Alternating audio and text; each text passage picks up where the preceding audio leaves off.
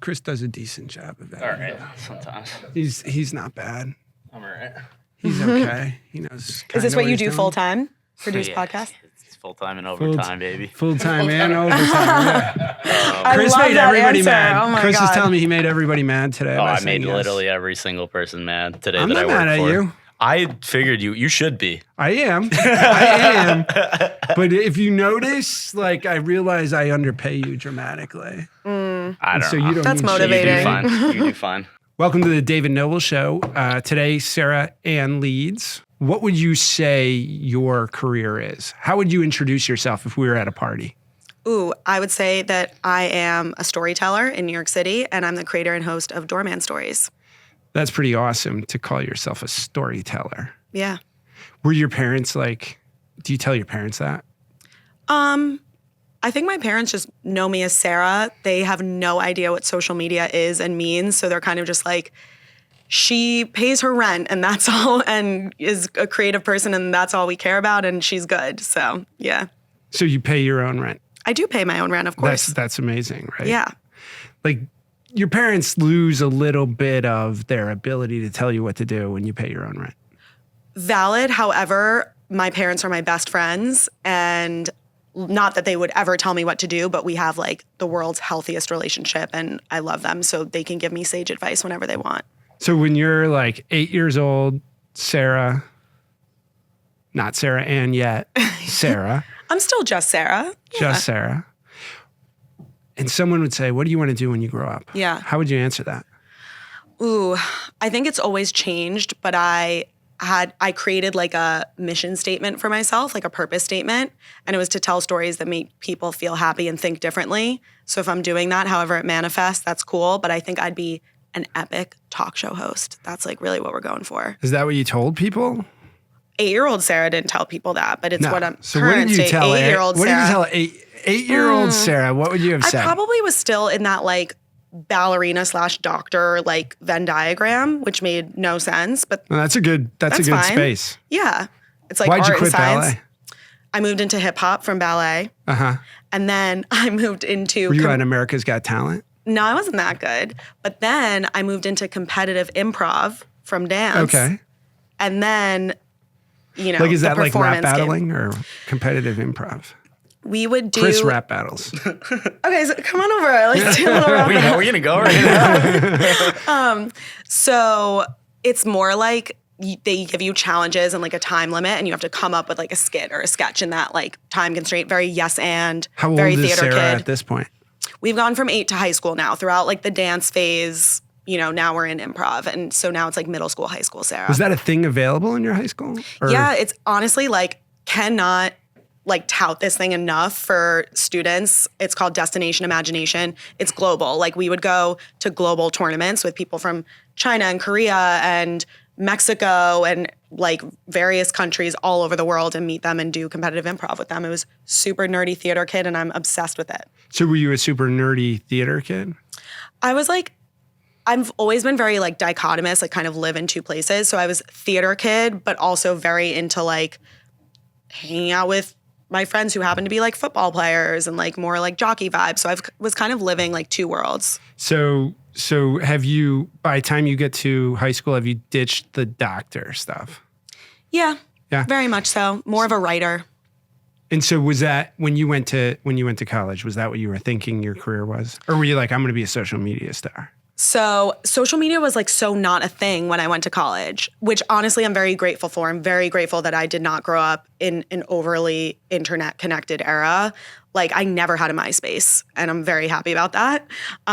So I never had a Tumblr. Like I really wasn't an internet kid until like COVID. I think I started caring about the internet. So I was like very much a late bloomer.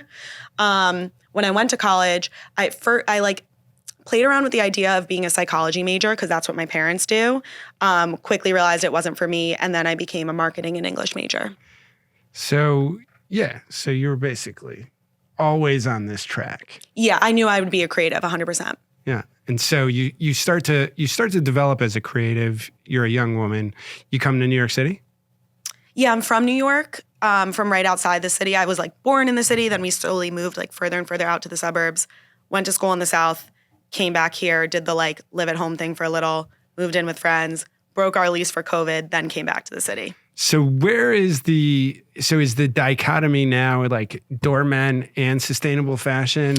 Or I is love this question. Where's the dichotomy at? Yeah. So I think like I see myself in like a few different spheres. I think like one is the doorman stories for sure. And that's like main front and center. And that is all about like telling really meaningful stories through a unique lens. And that happens to be through Doorman. And they've been such a welcoming community to me. So I'm like, thanks for having me. Let's keep talking and like make it bigger and better every single day. But I also am just very like passionate and connected to New York City, partially because of like some family things. And so other ways to like show my life in New York City through sustainable fashion. Like this is thrifting capital. This is designer capital. There's so much to tell there. I also work in New York City and have made a lot of like career changes in New York. So if I can tell a story through that lens too, those are kind of like the worlds I live in. What gets you excited besides Doorman? I was going to say talking to Doorman. Yeah. What gets me excited? Do you run in the morning? No. Because that's where you see the doorman. If you run in the morning, 5:30 a.m. in New York, you see doormen everywhere. Oh, of course. But I live uptown, so I see doormen everywhere no matter what. And they're always on shift. If it's a doorman building, you have to be around, right? Yeah, I mean, I have doormen. I don't live uptown, but I have doormen. But I'm saying, like, if you're in a doorman building, you're always going to see a doorman. Yeah, I just think there's something super cool about running around New York City at 5:30, 6 a.m. Yeah. And like the doorman switch is happening and they're shift, hosing off the sidewalks and you're doing these things. And like you see this really calm, unique New York. 100%. And that's why like one of my favorite things to do, I'm not as aggressive as 5:30. However, if I'm doing like my early morning walk, I like to get outside as early as possible. You're not old enough for 5:30. Give it another 10 years. I really hope I'm never old enough for 5:30. It's I'm probably awake at 5:30, like in my existential crisis, but I'm not moving. I live in Williamsburg, so you can see the city and it's golden. That's awesome. At 5:30 when the sun comes up. Worth being awake it's for. About 8 minutes. There's about 8 minutes where it's golden. Are you exhausted right now? No. Okay. No, but I go to bed 9:30, 9 o'clock. All right. Yeah. I'm gonna have to reassess that. We'll circle back. Yeah. No, but I mean, so you start to think about it, and you know, you have this kind of fun childhood of performing at some level, right? And you know, you go to college, and I think a lot of kids lose a lot of what they did for fun. How did you keep that? Because I feel like walking up to doormen and talking to them is like this young kid, like I see Yeah, that's such a good question. And I did lose it, honestly. Like I went down I never had consciousness around what I wanted to do. I was always just like, yeah, my identity is student. So then when I graduated, I was like, oh shit, like I have to decide for myself what my identity is. Like it's not just handed to me anymore. And that's when I realized I let go of a lot of my like creative being. Student's like the lamest identity. See, it's a lame identity, but it's a safe identity. For sure. And it lets you just exist. Like you don't have to think about how to exist. You're just told how to exist. And when you're having a good time and you have, like, I'm very fortunate to come from like a happy, healthy household and good friends and all that stuff. I was like, okay, great. And I didn't like think beyond that. And I also was very like academic. So I was happy to be associated with student. You don't get more academic than me. I went to like 30 grades of school and it's insane. I've spent tens of millions of dollars now trying to blow up that safety, that pretend safety. Yeah. It's like totally fake. That's how we know. It's like, yeah, like, all right, now what do you really want to do? Right. And that's where I start to look at this. So you lost it a little bit. Yes. In that student environment. Now, going to school in Tulane, not bad. Oh, no regrets. It was like fun. the most awesome time. Yeah. Right.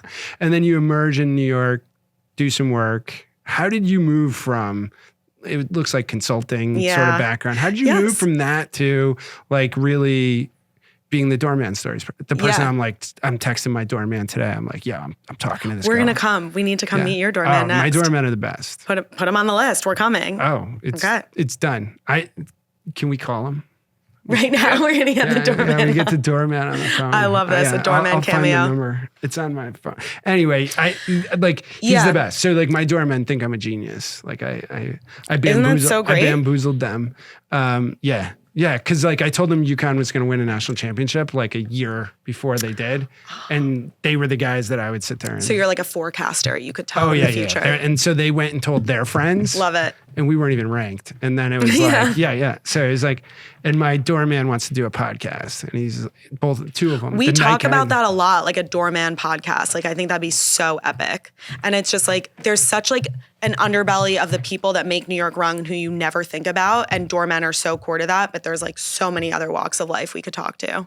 How do we, Chris? Do we just put this to the microphone? Just literally put it on speaker and put it to the microphone. All right. Let's call him. This is a fun new segment for you. Yeah, I've never done the. Hey, first time for everything. First time caller. Did you see yesterday? There was like no AT&T. No. Oh, it was bad. Who knew the front desk has? I told him I might call. I was like, oh, really? I was like, Anthony, I might Has he call seen you. our stuff? Yeah, I sent it to him. Oh, hell yeah. He's not answering. He's trying to get famous, but he's not picking up the phone. He's not picking up the famous. phone. He thinks he's famous already. Yeah. No, he's. Have you ever seen Seinfeld? Yeah. Dude, Like, I mean, do you see know how like old I am? He's old. Do you know George Costanza's voicemail? This is like what's about to happen. Yeah. Costanza is great. That's the character I most identify with. Costanza? Yeah, he's just so angry. Could you be a hand model? Probably No, not at all. But my fingernails are cut. Okay. You know, Give George a call. Maybe he'll hire you. dude. Anthony, we tried, man. We tried. This was your day. We'll get him next time. I even told him right around 6 o'clock I was going to try. Maybe he'll call back. Just keep the phone nearby. Oh, good idea. Good idea. Just in case. I've got both the cell phone and the front desk number. No, I think that idea of it's a cool idea, right? Yeah. And like I've talked to different TV producers. How would you do it? How would you do a show? Because they can't really. And you see it if you watch your Instagram or your TikTok. They can't tell you the exact stories of the people living in the place exactly the way they do. I mean, we have some like anonymized because future state of this is a coffee table book, another Kramer reference, but we are going to do a coffee table book for sure.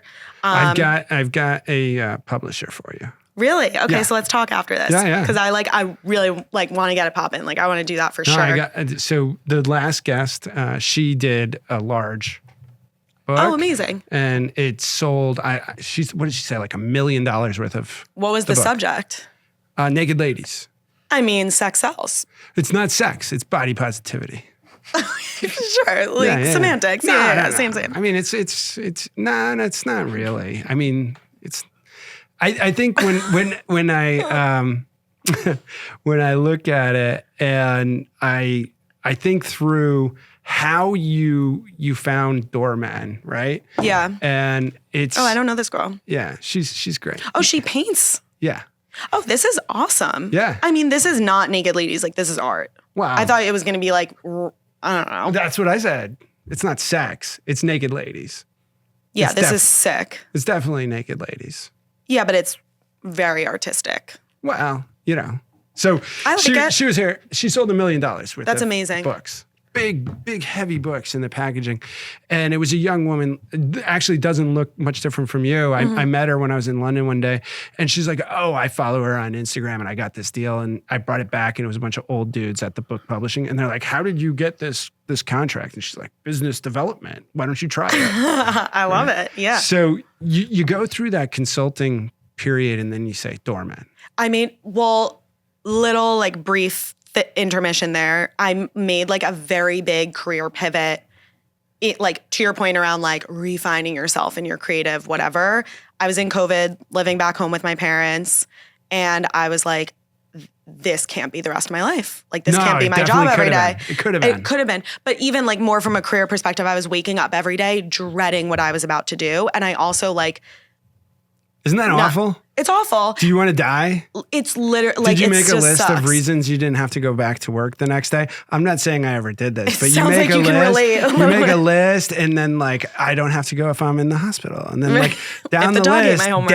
dead is on the list, and then it starts to make its way up the list. Did that ever happen to you? That wasn't the tactic I took. Okay. However, I was very like, it sounds silly to say, but you just have to say it if you believe it. I was like, I know that I'm meant to be known. And if I stick in this job, like that's not going to happen for me. And meant to be known. yes, What's that mean? Like people people need to know hear. you?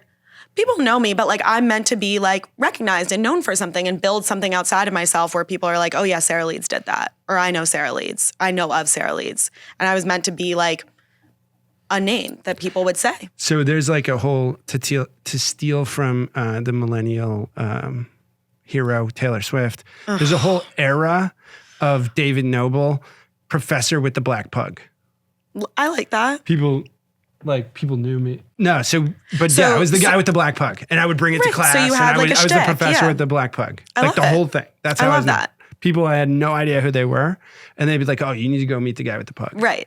And I was like, I wasn't waking up the next day being like, I'm Doorman Stories girl, but I was like, I need to make like a big pivot and refine my creative self. Do And that's something where different. the idea for the talk show host came from. Yeah. I mean, my mom was always like, we Was would it watch Billy on the Street? I do love Billy. It was more like a Juliana Rancic type of thing, like OG E-News, like red carpet host. My mom we would watch like the Oscars together and whatever. And my mom would be like, you could do that. And I was like, oh my God, maybe I could. And so it was like kind of in that vein. Wow. That's intense. Why? Because like you're gonna be Juliana, whatever her name is. She scares you. Well, She's kind of scary looking. I don't think I need to look like her Good. to have a similar career. I don't know. They all do on the TV. Yeah. I mean, it is what it is. But Do you like being on social media, or would you rather be on TV? oh, that's such a good question. I think you just have to be both places these days. I would love to be able to like not rely on like consistent like posting every day, thinking about what I'm going to do every day. Like it's really draining I always like make decisions through like flow versus force, like what's coming to me like really easy, flow versus like I'm forcing myself to do it because it's a should. And like sometimes I feel like I'm doing it because you should and you're supposed to. I think when you elevate to a level of like TV or more traditional media, it's more like a little more just like flow. I'm sure it comes with so many other pressures that you can't consider until you're in it, but that's like how I've been viewing it so far. So you have to have somebody that writes it for you on TV. So Yeah. So someone's forcing it. Well, I would disagree there. Like whoever's doing it doesn't have to be forced for them. Maybe it's their passion to write for a talk show host or like that's their job, whatever it is. You could have a talk show. I already do have a talk show, Yeah, 100%. So like yeah. I can get you a deal on time here. You can set Perfect. people up. Perfect. But Right. I think What's holding you back from being a talk show host at this point? I mean, really? I think I don't have like I don't think you can just start a talk show that is like I like Doorman Stories. Like I'm not going to go jump to the next thing unless there's a very clear like mission and purpose and like good use of my time to do it. Like I don't want to there's so many people, I think, trying to cut through the noise. And I love that. Like everyone is trying and I love being in an environment where everyone is trying. But if I don't have like the unique thing to say beyond what I'm already doing, I love Doorman Stories. Like, let's try to make that as big as possible. If They're parallel. If Andy right? Cohen calls me tomorrow and says, do you want to be on Summer House? Like, I will drop everything. So you're going to Summer House. But like, yeah, of course. But like right now, Doorman Stories is what I have going for me. I think it's pretty spectacular. I mean, people are paying attention. Yeah. I mean, Right. it's how, like, kind of how we found each other. Totally. Ish. That's, I mean, and that's where the fit is, right? Mm-hmm. It's like you're trying to make a career, trying to make a business Yes. out of creating something that people value, and people value what you're 100%. doing. 100%. People value Sara and Leeds on Instagram and TikTok, Mm-hmm. and they value Doorman Stories on Instagram and TikTok. So Yeah. you're running two different social media. Yeah, one is a little more personal and one is very clear. Like you expect that content every single day. Like what Doorman Stories is going to give to you is very clear. Sara Leeds is more just like me and my life, sometimes fashion, sometimes a little like comedy sketch stuff. Like I get to be a little more flexible with what it is because it is just me. So yeah. Are you happy? Am I happy? Yeah. Real. Ooh. Let's get real meta here. Ooh. Have you meta's seen that TikTok? Wrong word, but I know what you're saying. We're getting deep. I'm not big on words. Like I screw them up all the time. Not you hosting a podcast and not big on words. I'm not even good at this podcast. Like this is like. Okay, I'll take over. We'll call it the Sara Leeds show. Like it's fine. All done. But am I happy? It's just a continual interview for a co-host, right? Right. Am I happy? I am way happier than I was, and I'm not as happy as I need to be yet. Yeah, that's a great place to be, actually. Yeah.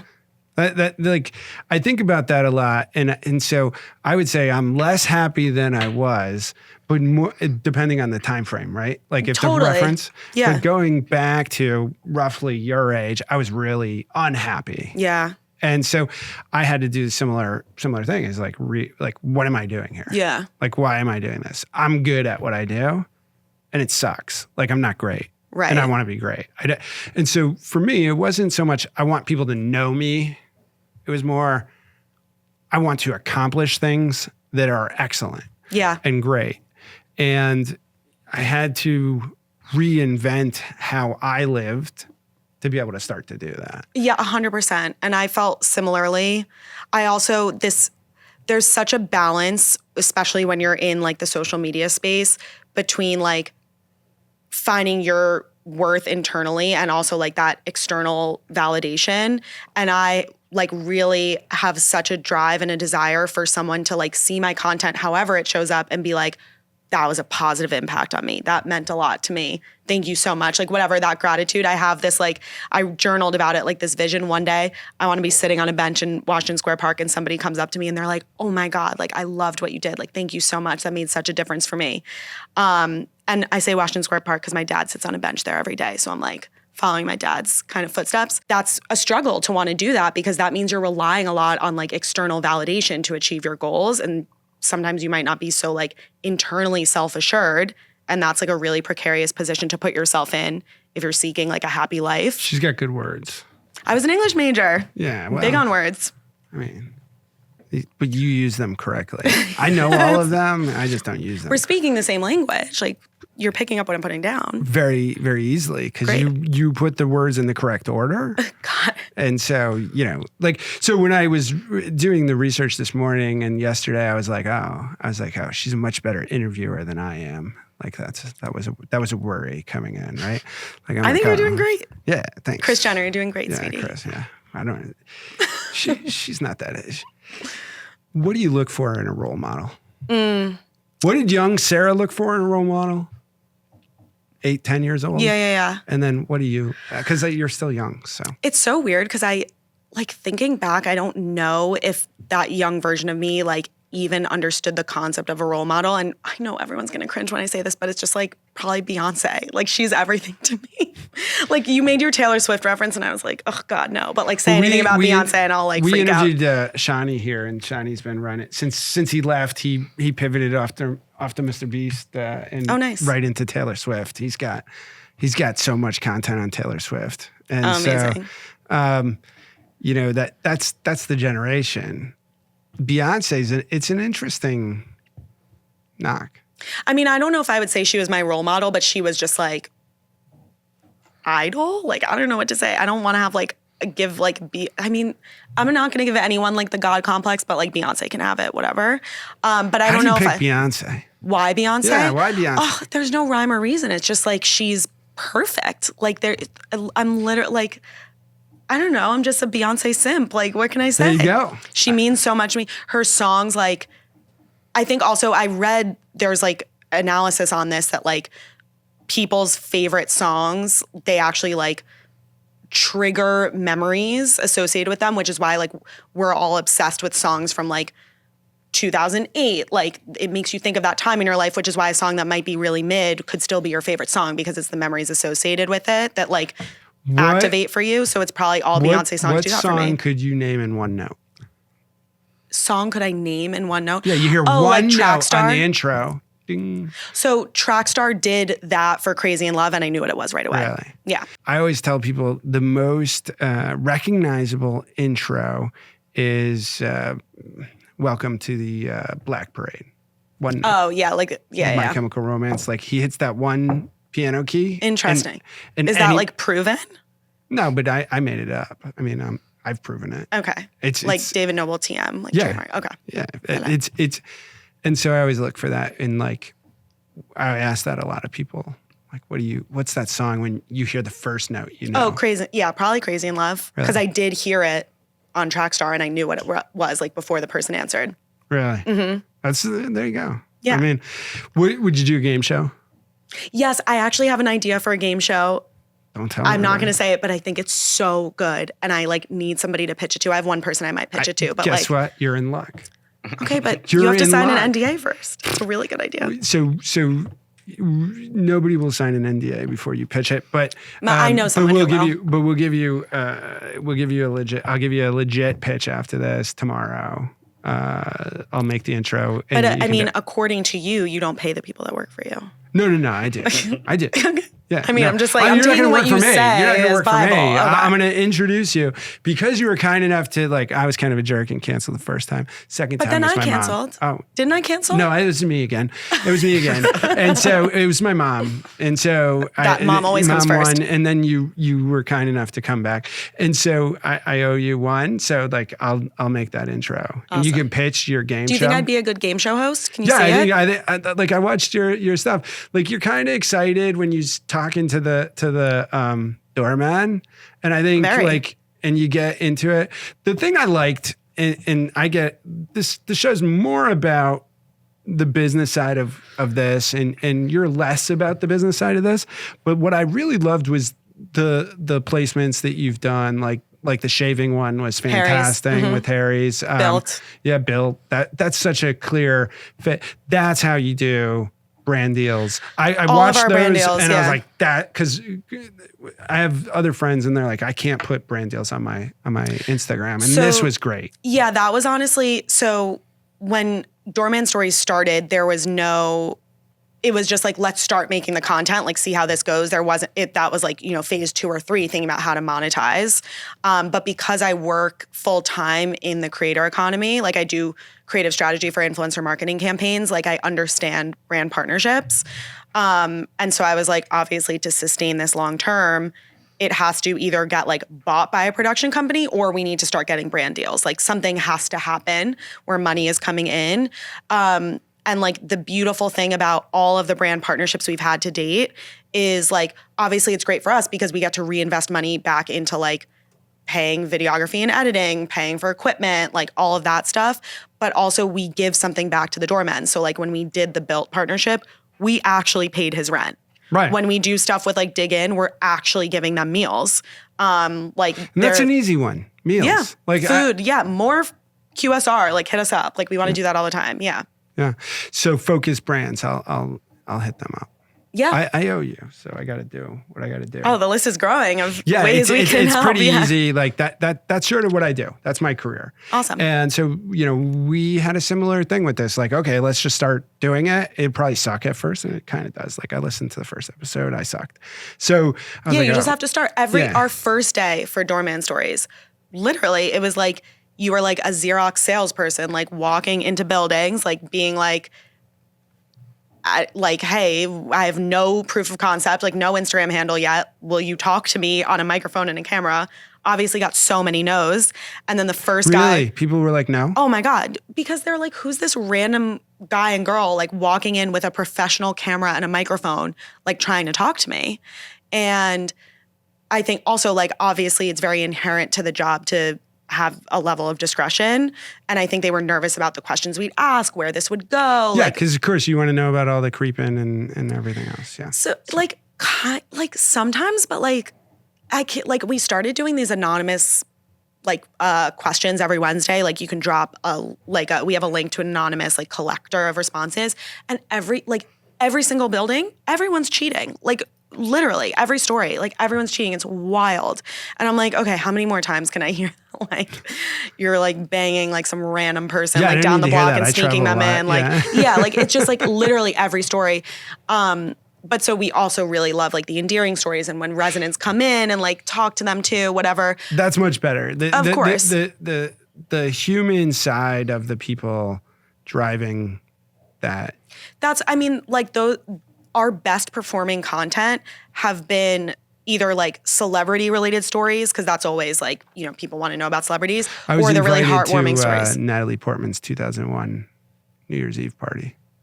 That's a great story. I didn't go. That kind of sucks for you. Yeah. Why didn't you go? I had a thing to do that night. Like a dentist appointment or something? Yeah. Okay. It was Priorities.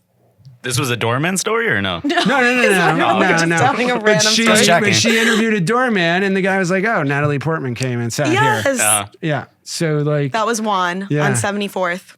so you interviewed the guy that lived right around the corner from me on 72nd, West 72nd, on West End, on West End. Patrick, maybe? Yeah, I don't know. Yeah. Actually, he talked about someone that had died outside. Oh, yeah. I Okay, remember then that that was story. Luis. Yeah. Yeah, and I remember that when that happened. Yeah, and I mean, So- that's like, it happened to perform well because it's like a tragic story, but it's not what I want to, like, I'm very glad he shared that story with us, but it's not like consistently like you want to hear the stories that bring you down. No, but I mean, it's the human side of the job, right? Like, I 100%. think there's so many different things. It's not just like, oh, this or that, these are this.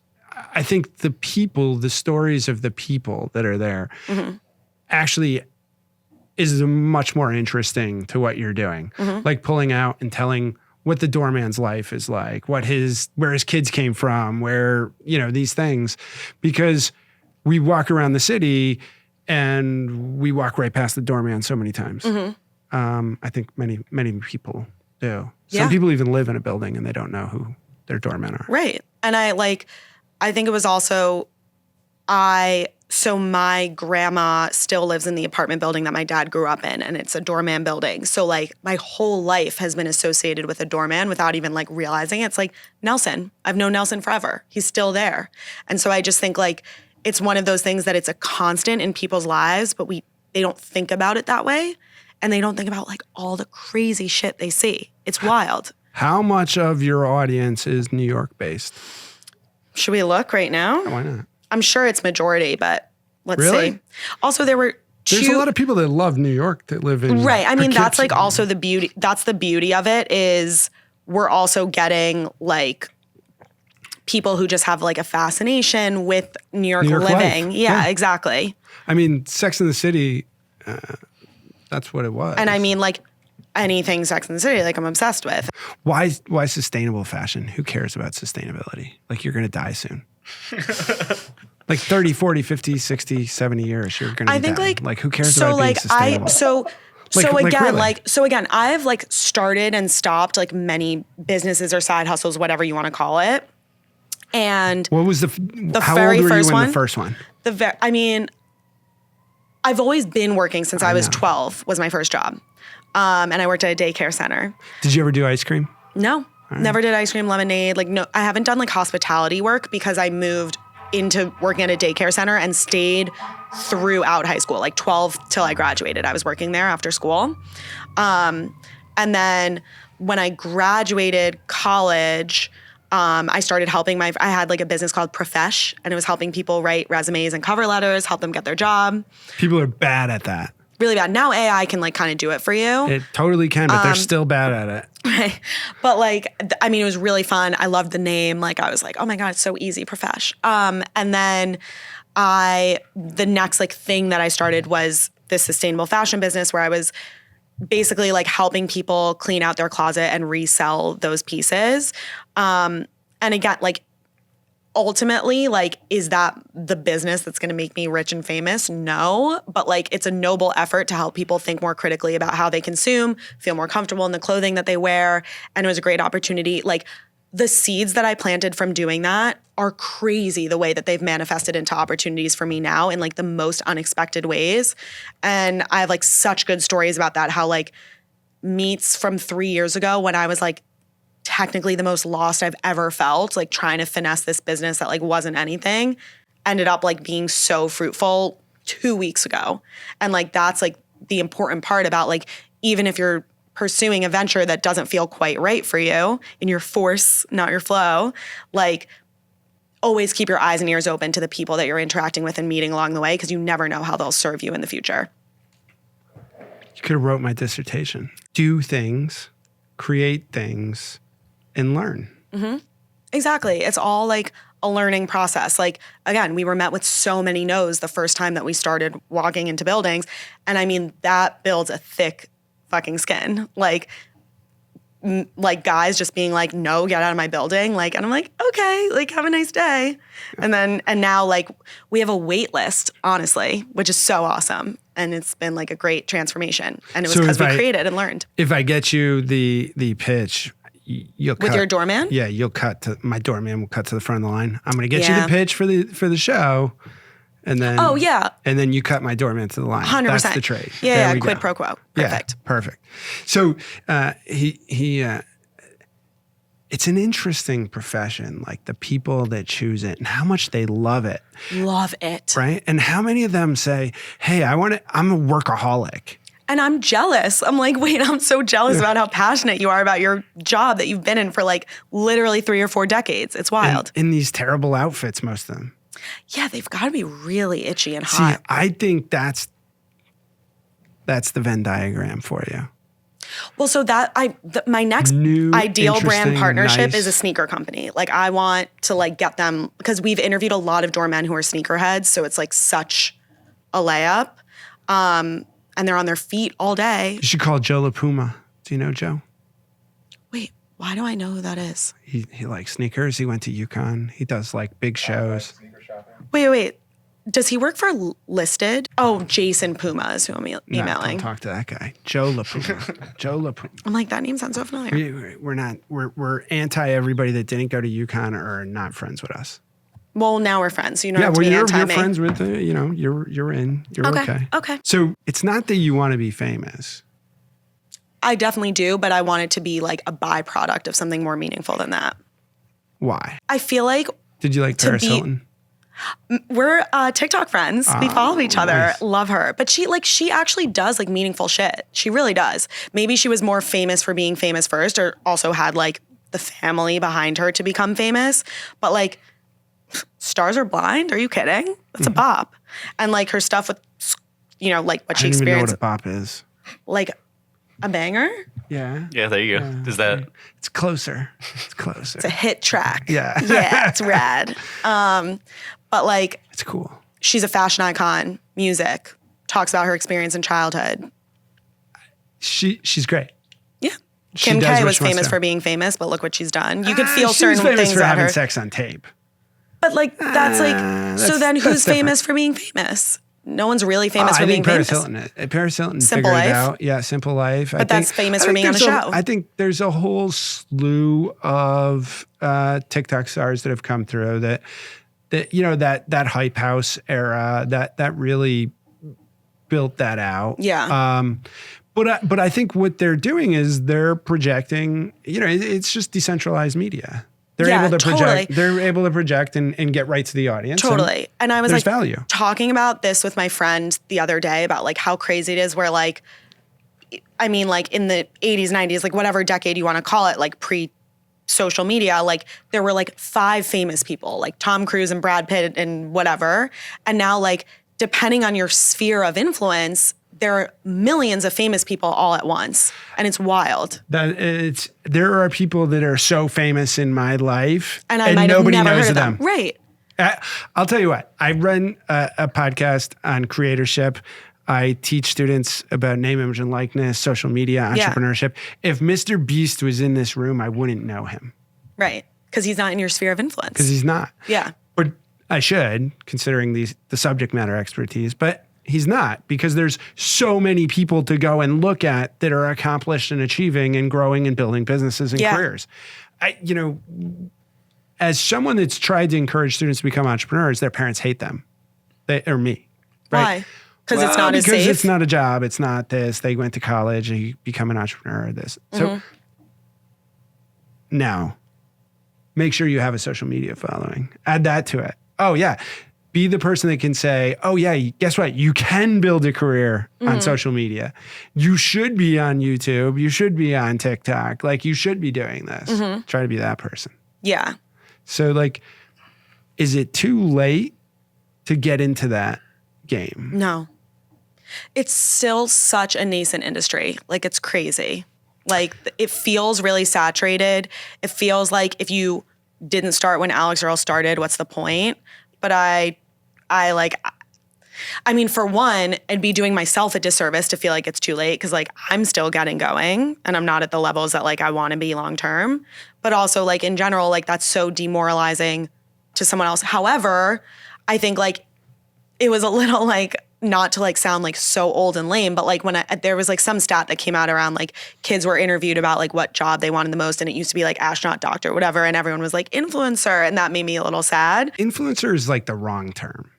I like to say creator, but I think like there is a difference between an influencer and a creator. I just think you're an actor. Me or anyone who's on social media. Yeah, you make a character. Yeah. Yeah. And so again, it's media. Mm-hmm. You can be as transparently yourself as you want, or as far away from yourself as you want, right? And you can see those cross beats. But you're building media, you're building entertainment, you're building like there's how many hours like I had like what was amazing to me on this one TikTok, like I'm looking at it and it's like people walked like 100 hours of this one TikTok, right? You're looking on the back end and you're like, what the, like 100 hours, right? Yeah. 1,000 hours, 10,000 hours, a million, that stuff's insane. Yeah. Someone's consuming that. It's media. It's real. It's not Facebook in 2007. Yeah. TheFacebook.com. Right. Or like a poke to someone. Right, yeah. The poke. Yeah. Yeah, that's fun. No, like I went back to school in 2007 for my PhD. So that was In when I what? got the Facebook. PhD in what?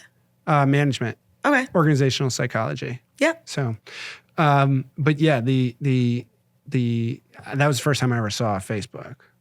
Because like before that, at that point, you had to be in college to get Facebook.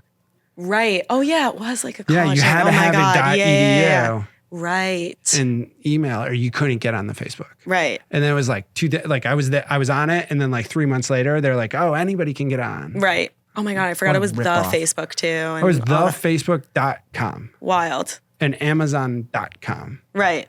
And Amazon was books. Only books. Yeah. I do remember that, but that's crazy. So this famous economist told me I was an idiot one time, and he was Sick. like pets.com was just this horrible bust of a company. And I was like, yeah, sure. And it was just too early because there was nobody that could deliver 50-pound bags of dog food, because Chewy.com is pets.com. Chewy is pets.com. Yeah. And it's massively successful. Yeah. So like you're the idiot. This is what I live. I live thinking about the future and how these things change and how they evolve. And then people tell me I'm stupid. And then I'm right. When people watch your podcast, the David Noble Show, Just people watch it. I was amazed. listen to, watch. No, when they do, what do you hope they walk away with?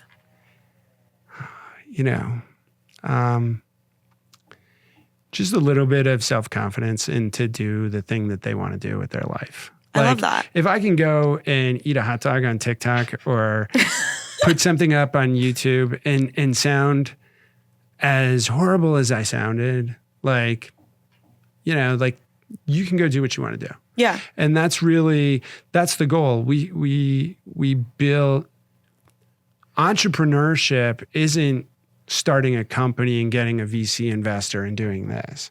Entrepreneurship is living the life you actually want to live, such that when you wake up in the morning, you're happy. Oh my God. Not your so mom, agree. not this, not that. You wake up as excited as me because 5:30 is too late. I've lost too much time. I've missed the golden, right? Yeah. That's what I hope is like that little bit of self-confidence that other people are doing it. To design your life. Yeah. I mean, the other thing is like, if you play around with AI for like 10 minutes, you realize like being a professor, like I have no value add anymore. That's sad. Yeah. There's nothing I add that AI can't replicate right now. I mean, Right the now, experience today. of sitting in a classroom and looking at a human teach you, you don't think that's a value? No. Oh, shit. Have you ever seen students like they're like mean, this, true. then they got their, I'm like, dude, you haven't typed anything on your computer for like, But you know I what? haven't said anything worth typing down. You know what you're was watching, awesome? You're watching something on your computer or you're like texting people. But like, I think like I'm really depressed, by the way, at this moment about I can tell. post-COVID students. That makes me sad. I was at an event last night and it was at capacity. So I was like on the balcony looking over this like panel. And I took a picture of like the 6 people in the room that were actually taking handwritten notes because I was like, that's so refreshing that people still have pen and paper. So it's out there. They were older than your students, obviously, but like, it's sad. The professor curates knowledge, transfers knowledge, experience. That curation I could do on ChatGPT. Got it. I can ask it which YouTubes, like strategy course, I can find Michael Porter teaching Porter's 5 Forces. I can find this. Yeah. So it's like there is a human element of relational value that I can add, but only if I'm able to spend the time doing so. Yeah. And I think that's the problem. So also I need another career. So that's the other piece. So I want them to watch Here's my your thing. podcast. And I Here's was your really, career. I was really amazed. Like people watched it already. Like it went up yesterday, first episode, and like people are watching it. I'm Amazing. Like, oh, this is good. Like at least 5 people. And like someone called me about it and they were able to tell me what they said. And I was like, that feels good. I'm going to watch a lot of your videos and be able to tell you what happened in your videos. Cause I love feels it. good. I love it. Yeah. No. Great. So where do you want to go? Where do I want to go? Where do you want to go? I want to work full-time for myself at some point. Let's get there. I want to be able The sooner you quit all that other stuff, the faster that'll happen. Yes. However, I am the type of person where like my best creative stuff has happened when my livelihood hasn't depended on it. That's just kind of like the creative thinker I've been and am. So, and I'm an overthinker. Like I'm storytelling in New York City. I'm overthinking in New York City. Like it's just what I do. I'm very like analysis paralysis. So I think like that leap is something that like would move my nervous system into a place that I could end up being like really underproductive. And so I'd want to be like strategic about how I do that. However, Sounds like an excuse. maybe, but Analysis paralysis. Next thing don't you're going to think- say is imposter syndrome. I don't know if I actually have imposter syndrome so I don't much. think you do, but I don't think anybody does. I think it's Oh, imaginary. I think it's super. I mean, it's super real. If you feel it, it's real, and if you don't have the tools to overcome it, But it's real for everybody has you. it. But everybody has it. Totally. But I think like you have to be really like honest with yourself. It's definitely worth like taking a leap. But like the ways I've already taken a leap, like I quit a very stable, lucrative job to do what I'm doing now. And even though I still work full time, like it's a very different path than what I was on prior to quitting my consulting job. But hopefully like I get to a point where I feel like I can take the creative stuff I'm doing freelance and make it full time.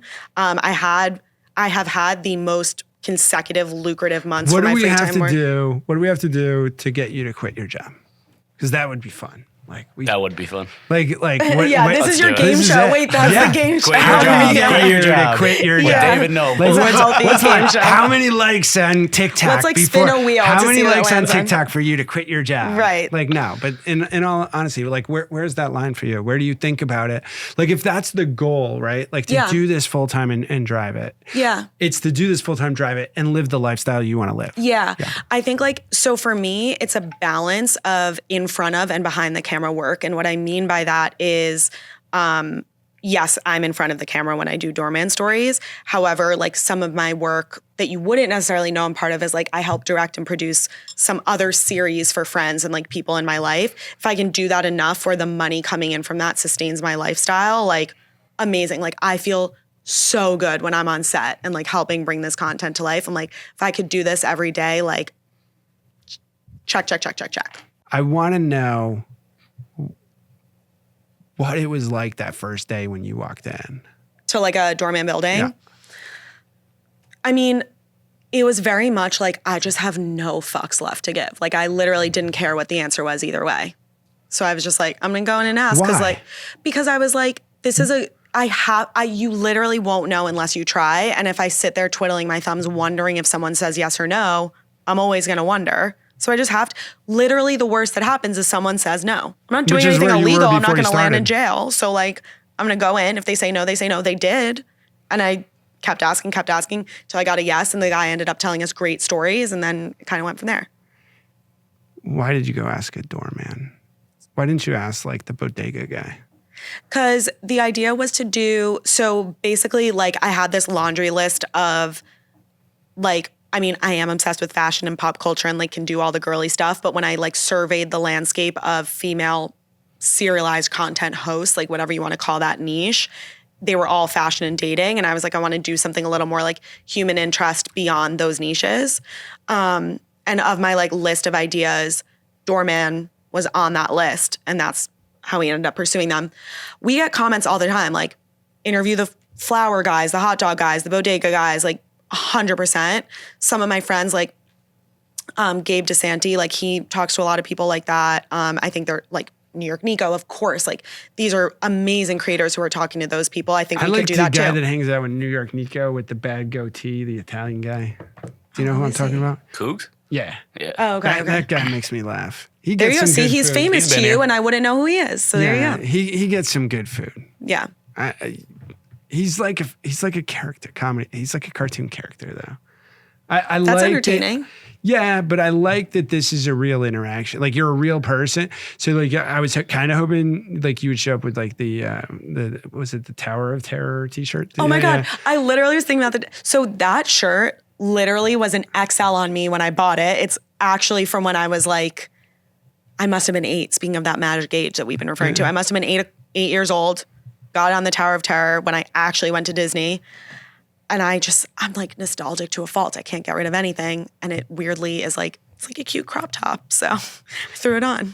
So, yeah. So like, I kind of think that's the whole thing is you're not a cartoon character. Thank you. Yeah, I I'm mean, real. Yeah.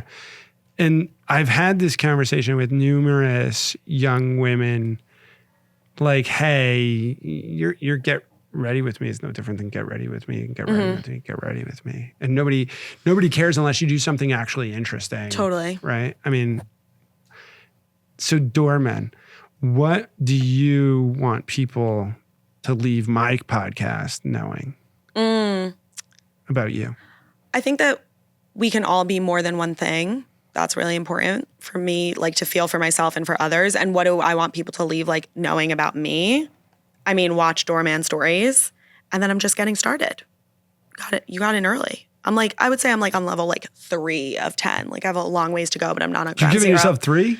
No, I'm not I'm like like half a level. So like yeah, like I think like if there are 10 stories in a building, like I'm on 3. Like I feel like I've accomplished a decent amount, but I have like way more than the majority to go. Yeah, but the nice thing is like it never actually ends. No. So, there's always someone else, something else to do, a new project, those pieces. I hope so, yeah. One question I feel like you could ask is you're talking about the pitching people being rough at first. Yeah. Obviously, you figured out how to do that, and the audience comes later. That makes it easier. But Yeah. me and him have been out there trying to sling our card game. We know that Oh, sucks. you have a card game? That sucks. Yeah, we went out there What's and it called? it's called Roast Me. Roast Me. What I was going to Yeah. ask though is, what was the pitch that worked, and then you kept using it like as the opener? Because Totally. we found our versions of that. What was the pitch that you used that worked? So basically, I typically film with my videographer. His name is Joe. So I'll just be like, hi, I'm Sara. This is Joe. Like both of us like shake his or her hand, like whoever's working in the building. Like we run a social media series called Doorman Stories where we interview doormen and people who work in buildings around New York City. We would love to feature your story. It takes 5 to 10 minutes. Are you interested? I mean, now we have the channel, so I can pull it up and they'll see, Right. 80,000 followers. And they're like, oh my God, of course. But also like even before that, we're not ABC News. We're not like a whole to do. Like we come in and we're very casual. And it's just like easy and we're in and out. And I'm like, look, if someone comes to the door or the phone rings or whatever, we'll pause. Like we're just very, like we kind of fit in with them instead of like totally changing their flow. And I think that like helps make it a more easy yes. They're interesting inherently and people Yes. don't know about them. Yes. So when you bring it out, it's a lot of fun. And that was what I took off of it. But I really do mean that honestly about sort of the better pieces that you have are about the doormen's lives. Yeah, it's not about even the about, tenants. yeah, it's not even, like some of our content is real, like one of my favorite videos is with Doug and he like knew like without a hitch, like the name and unit number of every single resident. It was like a huge building. Like, and even though that's about the residents, like it's still like, it goes to show the dedication to the job of the doorman and like the passion he has for the career. Like there's always that underlying like current. And agreed too, like, you know, the videos where they're like, we interviewed this guy, Manny, who was the longest serving doorman in New York, like was literally there for, I think it was like 67 years or something, like wild. And that like, who are you ever going to meet that's had the same job for 67 years? Like, it's crazy. You should come to university. We have a well, we have that, a yeah, lot I of mean, those that's people. too professor stories. I've been trying to get rid of My them. dad was a professor, so I know like people stay forever. Yeah, we can't get rid of them. They just keep taking paychecks. It's awful. So, like, did that kind of answer your question? It did, yes. Yeah. Thank you. Yeah, I think, like, I'm interested. At first, I was like, "Oh, I don't know where this fits," and it took a lot of work for me to really think about it. And for your podcast, yeah, like how it fits into sort of how I'm seeing the future of it, and then I started to see it. It's also, you know, and you said it towards the end. It's like, oh, you can do many different things, right? And I think that's what's kind of neat is like Doorman stories could run forever at 100,000 people. Yes. And it would be interesting and the audience would get old with you. I would love that. Or it could blow up and it could be, you know, a movie. It could be a TV show. It could be, I also would, whatever. yeah, I would love any and all of those things I see for it. Like the book for sure. I definitely like, it's also great because like, it's one of those things where like, I mean, knock on wood, who knows what's gonna happen, but like TikTok gets banned tomorrow. Our audience on Instagram is bigger. Like we're good. Yeah. You know? Yeah. Yeah. TikTok won't get banned. It's not going to, but it's more of just like the broader question you ask yourself as a content creator. Horrible. I think what they'll end up doing is people will move off because they have to, because you have to respect that on the platform. And I think TikTok is doing more to hurt its own platform with their shop and with the ads right now. It's like you can't. Oh my God. If I could give anyone advice, like don't buy ads, like don't do ad spend on TikTok. It fucks your channel like so badly. Like you never recover. Yeah. Don't put ads behind your card game. So it's in the same way that like the algorithm is designed to keep you hooked, ad spend is designed to keep you spending money. So like once you start posting organic videos, like once you've already put paid behind some videos, they'll make it so that the organic videos don't perform, so that you're always incentivized to keep spending. Yeah. Good God bless them. The demigods. They opened up a lot of opportunity for people. The platforms work. They're the best advertising dollars you can spend as a company. I mean, I run paid, like in my job, we do like paid on Meta and TikTok all the time. Like I know it works for lower funnel stuff, but if you're more of like a grassroots business or a creator, like you don't need it. Yeah, I agree. Oh. What's your event tonight? Speaking of sustainable fashion, my friend is hosting a meetup at a thrift shop, and it's like shop and sip and like meet other creators, all that jazz. Sustainable fashion. You're going to die. Who cares? Really? I mean, like then I'd cares? rather die having like more money in my pocket because I didn't blow it on a ton of fashion I'm never going to wear. It makes me sad. It makes me sad. What makes you sad? That makes me sad. That just makes me sad. Well, but it's not what I'm doing. I'm doing Doorman stories. Yeah. Yeah. You're also not the core demographic for sustainable fashion. No, definitely not. Right. Yeah, definitely not. I'm sad that there is one. That's sustainable. I'm happy with fashion. I'm even almost moderately happy that there's something talking about sustainability, but like sustainable fashion. Like, do you think thrifting really matters? I mean, I don't think what the individual consumer does like matters in this industry at all.